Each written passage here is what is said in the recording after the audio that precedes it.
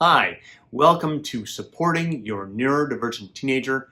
My name is Kent Toussaint. I'm a licensed marriage and family therapist. I'm the founder and clinical director of Teen Therapy Center, and I'm also the father of neurodivergent kids. Today, we're talking about how you can best support your neurodivergent 2E child, and we're going to talk about your expectations, their expectations. Let's jump in.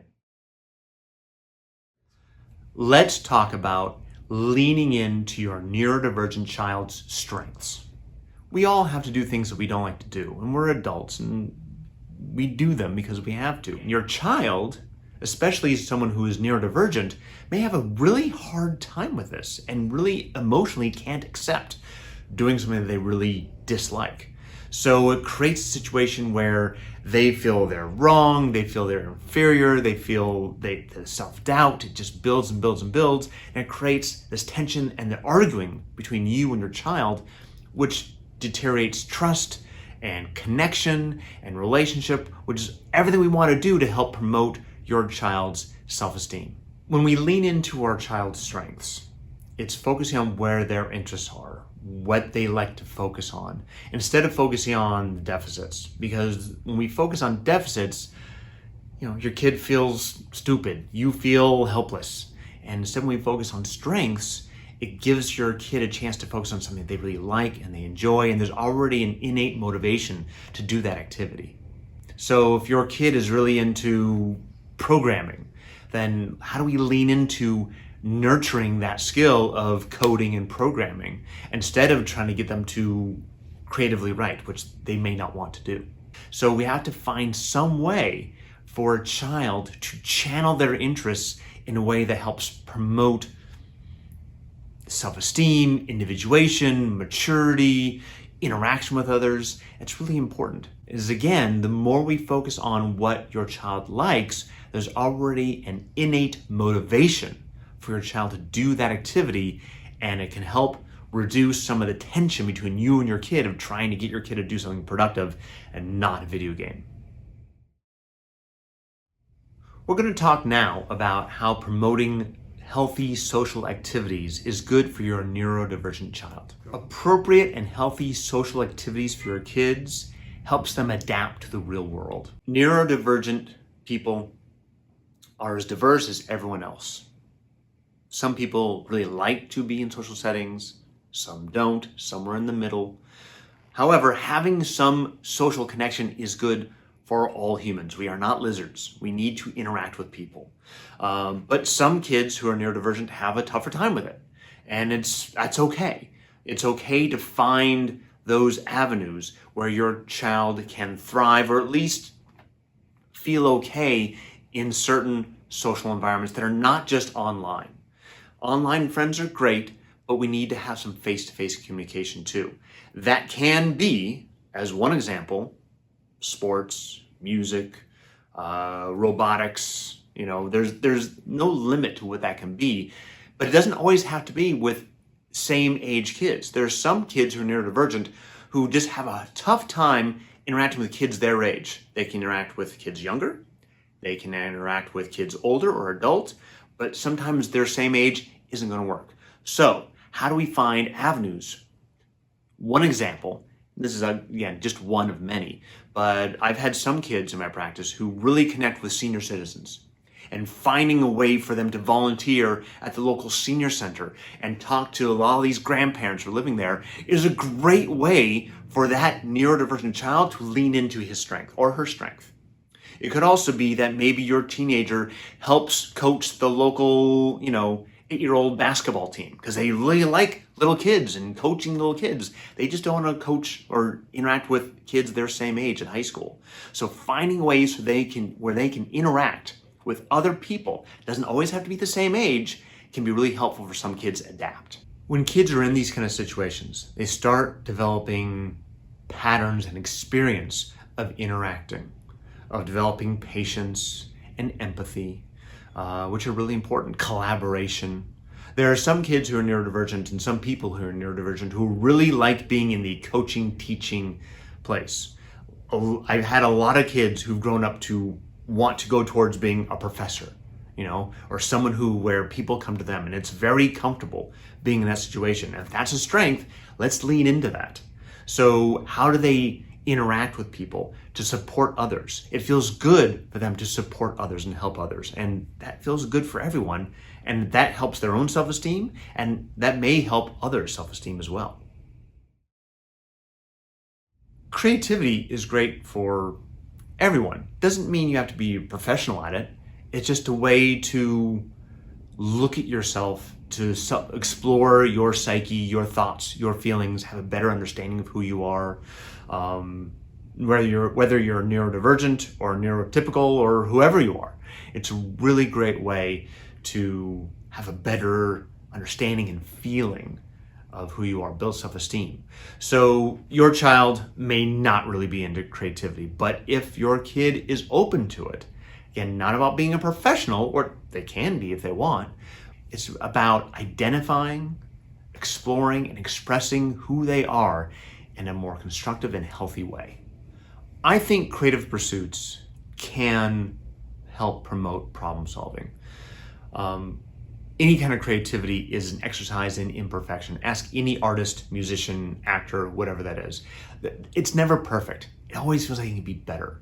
And there's always has to be the place of, I just need to accept. Every painter I know, their painting is not finished and complete and perfect. They just have to stop working on it, right? Because there's always something that could be different or better. And I think developing that skill, because we all go through that as humans, nothing is ever perfect, but helping develop intrinsically that experience of acceptance of imperfection is a really good skill to learn, especially for someone who's neurodivergent who may have a tough time with very black and white thinking. I think the collaboration for 2E kids, neurodivergent kids, is really important, as it is for everyone.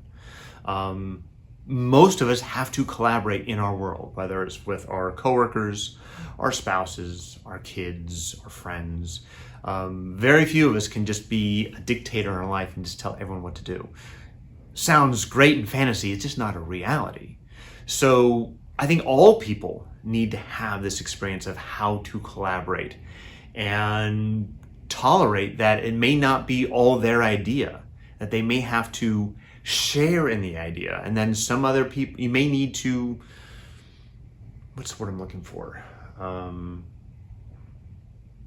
You may need to find a way to compromise and not just focus on your own goal and your own idea. And having that real life experience, I think, helps a kid who may be neurodivergent, who struggles with that, to develop as an adult who can collaborate, who can compromise for the greater good of what their goals are. It's not that much of an epiphany that we could all do with a little more exercise in our life. Helps with our physical health, helps with our emotional health. It's great for everyone. I think it's really important for kids who have processing issues or are, really hyper-focused on certain things. They can forget to exercise. They can also forget to eat or sleep. And sometimes as parents, we need to help guide our kids towards having some of these routines in their lives. Your neurodivergent 2E, amazingly talented kid on the computer or the violin may forget that, I need to go outside. I need to get some exercise. I need to be with other people, because they get so focused on one thing. And I think it's really important as parents, we guide kids to have some balance. Healthy, moderate exercise helps everybody, all of us, right? It creates endorphins, which is a feel-good hormone in your body. It reduces stress hormones. It helps you sleep better. And also for your hyper-focused kid, it helps break up the routine so they can, get away from this one thing and do other things in their life. That may also help them remember, I'm hungry, So it helps improve the awareness of self-care. Figuring out how much independence your kid is capable of handling is a really tough question to answer, and it's not always very clear. That's why I'm hoping that you are able to collaborate with your child on what that independence is. Obviously, the independence of an 8-year-old is going to be different than a 17-year-old, which may be different than a 25-year-old who needs a conservatorship. Every child, every person is going to be different in what they need. So being in tune with what your kids' emotional needs are, what their capacity is, that could be through working with a therapist, some occupational therapy, maybe neuropsych testing gives you a much clearer idea of what your kid's capacity is as they grow into adulthood. Having reasonable expectations for what kind of independence your child can achieve is really important. And it's tough because we all have these fantasies of what our children will grow into when they're small and babies, even through childhood. And we have to make sure that we're checking our own fantasies with what our children are actually capable of. We have to let go and sometimes mourn that fantasy to recognize this is who my kid is. Every human is unique in what their needs are. Some of your kids are going to need more support beyond 18, beyond 25, maybe their whole lives. It really depends on the individual. If you had the fantasy that, okay, my kid's going off to college and I can now relax, you may not be able to do that. Again, you'll know your kid's needs better than anyone else. And I encourage you to be prepared that for certain individuals, they may need support their whole life. You may need to set up a conservatorship. So after you pass on, that your kid may never be able to have the kind of independence that you had wished for them. And again, I don't know what that is. Only you do, and your child will know. But I think the more you collaborate with your child and the support team around your child, you'll be able to make that determination more clearly and more thoughtfully and in a way that best supports your kid's needs. Connection is what binds us all together. It's not about how much you love your child or how much they love you. You can love someone and not feel connected to them. And someone who is neurodivergent, it may be more challenging to feel that connection sometimes or have that child feel connected to you. It's challenging, it's hard. But finding ways to connect. How does your kid feel that you enjoy them, that you like being with them, that you value them? It's so easy for us as parents to get stuck into managing our children instead of connecting with them because there's so much for us to do. And it's almost like there's no time because of baseball practice and homework and getting the kitchen clean and hiring the plumber and all these other things that we have to do. A lot of times as parents, we could be exhausted, especially a kid who's, let's say, neurodivergent and struggles to connect in a conventional way. So how do you connect with your child in an unconventional way? And again, I would lean into what is your child's interests. If your kid's really into anime, watch anime with them, talk about anime with them. You may feel that anime is really boring and tedious, but you have to like it because your kid likes it. Find the love in it that your kid does and honor that. And I think if you were able to connect with your kid in what they love to do, you're going to find that they are more open to your opinions, they're more open to listening to you, they're more open to cooperating with you. It's not going to be perfect, but I think the more you focus on where they are, meet them where they're at, because your kid may not be able to cross the bridge to meet you where you're at. It's a big topic. Every child and family is different, each has their own individual needs. So take from this video what works for you, leave what doesn't. And also just make sure that you're able to develop a support team around yourself and your child that helps your child launch in the best way that they can. If you are in the Woodland Hills area, San Fernando Valley, Conejo Valley area, and you may need more support, this is something we deal with all the time. We love working with the 2E neurodivergent population. Give us a call. We're happy to set up a free phone consultation to see how we can best support you and your family. Our contact information is in the caption below. Again, my name is Kent Toussaint with Teen Therapy Center, and we'll see you next time. Thanks, guys.